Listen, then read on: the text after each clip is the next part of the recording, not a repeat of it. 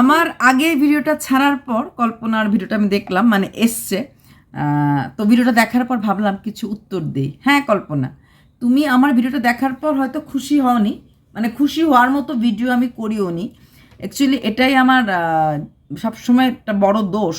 আমি চাটুনি মার্কা ভিডিও কাউকে নিয়ে করতে পারি না। সবসময় ভিডিওতে বলি যে আমি কোনো ব্লগারের আপন নিকটতম লোক হতে পারিনি, আর আমি হতে পারবোও না, হতে চাইও না। কারণ কি জানো তো, আমি ভুলটাকে ভুল বলি, ঠিকটাকে ঠিক বলি। ওই চাটুনি যারা হয়, একদম পা চেটে সাদা করে ফেলে, এদের আমি জানি এদের কোনো শীত দ্বারা মেরুদণ্ড থাকে না। ওরা যে কোনো কাজকে সাপোর্ট করে, অন্যায়কেও সাপোর্ট করে, মানে ভুল থেকে ভুলতর কাজকে সাপোর্ট করে, এবং এদের সাপোর্টের জন্য সে চ্যানেলগুলির শেষ নিঃশ্বাস ত্যাগ করার মতো জায়গাতেও চলে আসে চোখের সামনে দেখা। তো ওই রকম সাপোর্ট সিস্টেম, ওই রকম কন্ট্রোভার্সি ক্রিয়েটার আমি কোনোদিনই হইনি। আর এটা আমার মোটামুটি সহ ক্রিয়েটারও জানে, অসম্ভব। ওই অর্পিতা বলছে তো, দুদিন পরে অর্পিতা দেখবে, যদি ভুলটা দেখে ভুলটা বলবেই। তো সেখানে দাঁড়িয়ে আমার মনে হলো সরি, তুমি আমাদেরকে না, আমার তোমাকে বলা উচিত। কারণ হয়তো আমার কথাগুলি তোমার খারাপ লেগেছে, তবে এটাও ঠিক যে কথাগুলি আমি বলেছি আমার মনে হয়েছে বলেই বলেছি। ঠিক আছে, এটা তুমি বললে তুমি স্কুলের রুলস রেগুলেশন জানো না, তুমি শিখছো। স্কুলের নর্মসও তুমি প্রথম দিকেই জানতে লাগে। অ্যাটলিস্ট যখন তুমি পিটিএমে যেতে ক্লাস 1-এ, টিচাররা কিছু বলেনি? টিচাররা তুমি কখনো বলতে শুনোনি যে আপনার বাচ্চার রিটেস্ট হবে, ও তো দেয়নি? হ্যাঁ, তুমি জানতে না। এর কারণ এই কেবি স্কুলগুলি খোলা হয় কাদের জন্য?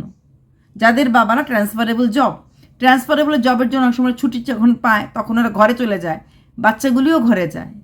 তারপর বাচ্চারা ক্লাস 5-6-এর বাচ্চারা এনসিসির ডিফারেন্ট কম্পিটিশন থাকে, নাচের কম্পিটিশন থাকে, সায়েন্স কম্পিটিশন থাকে। তারা ওই যেই টাইমে যে ডেটে এক্সামগুলি হয়, হয়তো সেই এক্সামগুলি বসতে পারে না। তো তখন তাদের জন্য রিটেস্ট থাকে, যে কোনো প্রবলেম ফেস করার জন্য। তো সেটা তুমি অ্যাজ এ প্যারেন্ট এতদিন পরে জানলে, এটা একটু আমার কাছে মানে অবাক লাগলো। কারণ তুমি প্রচণ্ড ফোকাসড তোমার ছেলের কেরিয়ার নিয়ে বা তোমার ছেলের ভালো মন্দ নিয়ে, যেটা আমি বুঝেছি যে সবসময় তোমার ছেলে ওরিয়েন্টেড লাইফটা হওয়া উচিত। যে কোনো মার আসল ইনভেস্টমেন্ট তার সন্তান হয়। সন্তান হেরে যাওয়া মানে সব কিছুতে একটা মার হেরে যাওয়া। তো সেখানে তো এই স্কুলের নর্মস তুমি ওয়াইটির থেকে শিখলে, মানে আমার থেকে শিখলে, ভাবতে এটা খুব অবাক লাগলো। ধরো তুমি ওয়াইটিতে থাকলে না, বা ধরো আমি ওয়াইটিতে ছিলাম নেই, তুমি তো কিছু জানতেই পারলে না হলে। হ্যাঁ, তো এগুলো তো পিটিএমই সাধারণত টিচাররা বলে দেয়। মানে অনেক অনেক গ্রামের প্যারেন্টস দেখেছি যারা হয়তো ভালো করে নাম সই পর্যন্ত করতে পারে না, এমনও আছে। তারাও কিন্তু এসব স্কুলের নিয়মস, ম্যাডাম জি ঘট জানা হ্যাঁ ক্যা হাম বাদ মে দে থাকেঙ্গে ক্যা, এরকম ওরা জিজ্ঞেস করে নেয়। তো সেটাও একটু খুব অবাক লাগলো যে এত বাচ্চা নিয়ে ওরিয়েন্টেড মা এই খবরটা জানে না। আর হ্যাঁ, ওই চাটুনি কন্ট্রোভার্সি কেটার থেকে একটু দূরে থাকার চেষ্টা করো। কারণ এর জন্য বলছি, এরা কিন্তু কোনো জীবনে উপকারে আসে না, বরং অপকারে আসে।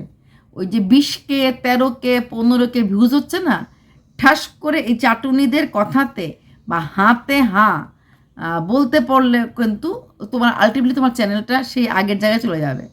তাই বললাম, বাট উইশ তোমার, কারণ চ্যানেল তোমার, মোবাইল তোমার, নেট তোমার, ভিডিও তোমার, থোবরা তোমার।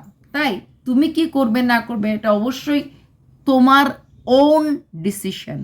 হ্যাঁ, তো আর এটাও সত্যি কথা, আমি কোনোদিনই নিজেকে ওই জায়গাতে নিতে পারবো না, আর আমি নিতে চাইও না। অসম্ভব, কারোর জন্যই পারবো না, পৃথিবীর কারোর জন্যই পারবো না। যেটাকে আমি জানি সেটা ভুল কাজ করছে, এটাকে ঠিক বলে আমি কিছু ভিউজ নিলাম, সাবস্ক্রাইবার পেলাম, আমার দ্বারা হবে না। গালি আমার মঞ্জুর, বকা আমার মঞ্জুর, কিন্তু যেটা আমি ভুল সেটা আমি চিরকাল ভুল বলে এসেছি। আর যতদিন যাকে যে জায়গাগুলিতে ভুল বলেছি, সেই জায়গাগুলি 2 বছর পরে হলো, 3 বছর পরে হলো, কিন্তু উইথ প্রুফ বোঝা গেছে যে আমি যেটা বলেছিলাম। হ্যাঁ, হয়তো যখন বলার সময় আমার সেরকম সেই ক্ষেত্রে ভিউজ হয়নি, 3 বছর পরে এসে সেই কথাগুলি কিন্তু এখন গিয়ে কাজে লাগছে। বা এখন যে হ্যাঁ ওই সময় আমি বলেছিলাম, কিছু ভিউয়ার্সও থাকে আমার পুরনো, হ্যাঁ দিদি তুমি তো অমুক সময়টা বলেছিলে, হ্যাঁ দিদি, ব্যাপারটা হচ্ছে এরকম। তো আমি ভিডিওটা দেখলাম, তোমার ভেতরে অনেক কথা ছিল যেটা কিনা তুমি অনেকক্ষণ লাগিয়ে বললে, এবং মনে হলো কথাগুলি তোমার ভেতরের একটা কোথাও কষ্ট বা কোথাও একটা কিছু ছিল, অনেকটা সময় দিলে। এটা ভালো কথা যে ভিডিওটা বড় করার জন্য কথা বেশি বলাটা দরকার পড়ে, সেটা অ্যাটলিস্ট বুঝতে পেরেছো। যে হ্যাঁ এরকমভাবেও ভিডিও করা যায় এবং কথাটা অনেকবার বলা যায়। Very good. এইগুলি আর্ট, এগুলি আর্ট। অ্যাটলিস্ট এই টেকনিকগুলি তুমি বলবে আমি তো অনেক আগের থেকেই ব্লগার ছিলাম। সত্যি কথা, যে সময় তোমরা ইউটিউব করতে, তুমি বা তোমার ছোটো যা, ওই সময় আমি ইউটিউবের ধার দিয়েও কখনো গেছি না। হ্যাঁ, হয়তো ওই সময় কখনো ইউটিউব দেখলে কোনো নোটসের জন্য, কোনো নোট, কোনো চ্যাপ্টার, এরকম মানে জাস্ট শিক্ষা ওরিয়েন্টেড। আদারওয়াইজ কাকে বলে ব্লগার, কাকে বলে কি জানিই না। তো তখনই তোমাদের ইউটিউব ছিল, ভাবতো আমার অবাক লাগে। হ্যাঁ, আমরাও ইউটিউব খুলেছি, বাট জাস্ট ব্লগার টগার না, জাস্ট বই পড়াশুনোর জন্য। হ্যাঁ, চ্যানেল খুলিনি, ইউটিউব খুলেছি বলতে চ্যানেল খুলিনি। চ্যানেল তো আমার বহুত পরের, চ্যানেল না, মানে ইউটিউব খুলে যেটা করতাম পড়াশুনো বা কখনো কখনো কবিতা, যেহেতু আমি ভালোবাসি কবিতা শুনতাম বা কবিতা কখনো বলতাম, দ্যাটস অল, এর বাইরে কিছু না। তো যাই হোক, সে তোমার মনে হলো যে আমার যেটা মনে হলো, আমি আমার ব্যক্তিগত মতামত দিচ্ছি, তোমার হয়তো আমার ভিডিওটা খারাপ লেগেছে, কিন্তু তার জন্য আমি হয়তো সরিটা বলছি না, কারণ ওইটা আমার সরি বলার জায়গা না, ওটা আমার মতামত দেওয়ার জায়গা। আর হ্যাঁ, ওই হাতে হাঁ নাতে না বলার মতো শীত দ্বারা অর্পিতা পালের মানে ওই নেই।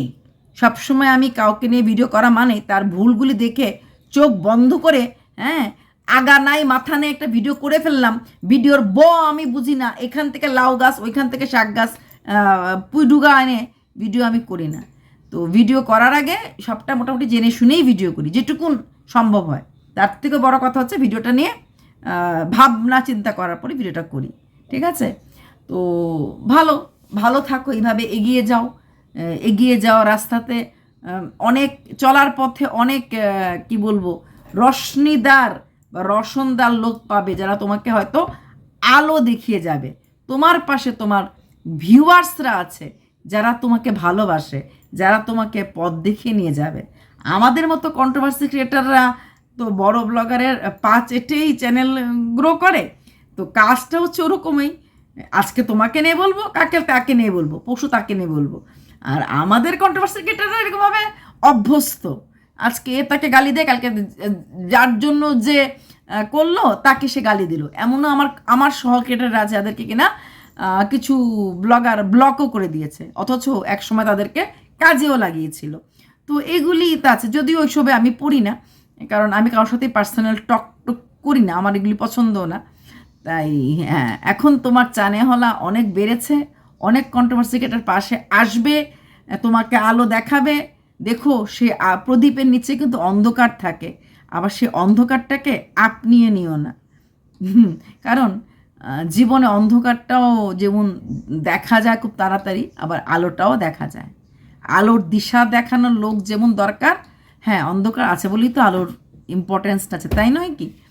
তো চলো, তুমি এত কিছু বললে বেশ ভালো লাগলো। আজকাল কথাবার্তা বেশ কনফিডেন্স লেভেল অনেকটা বেড়ে গেছে, তাই না? এটা হয়, চ্যানেল যখন গ্রো হয়ে যায়, পাশে যখন অনেক মানে কি বলবো ভিউয়ার্সও থাকে, তো লোকের কথা বলার স্টাইলও পাল্টে যায়। গুড জব, এইভাবেই চলতে থাকো। এবং আরও যারা তোমাকে তুমি হয়তো জানো না, তুমি হয়তো সব কন্ট্রোভার্সি ক্রিয়েটারের নাম জানো না, তোমাকে কজন মেনশন করে তাদের তুমি জানো। এছাড়াও আরও অনেকে করছে, যেহেতু এখন আমি করছি, তোমার পরে আরও ভিডিও আরও করছে, সামনে আরও আসবে। এইভাবেই এগিয়ে যাও, এগোতে থাকো, খুব তাড়াতাড়ি চ্যানেল অনেক গ্রো করতে পারবে। বাই।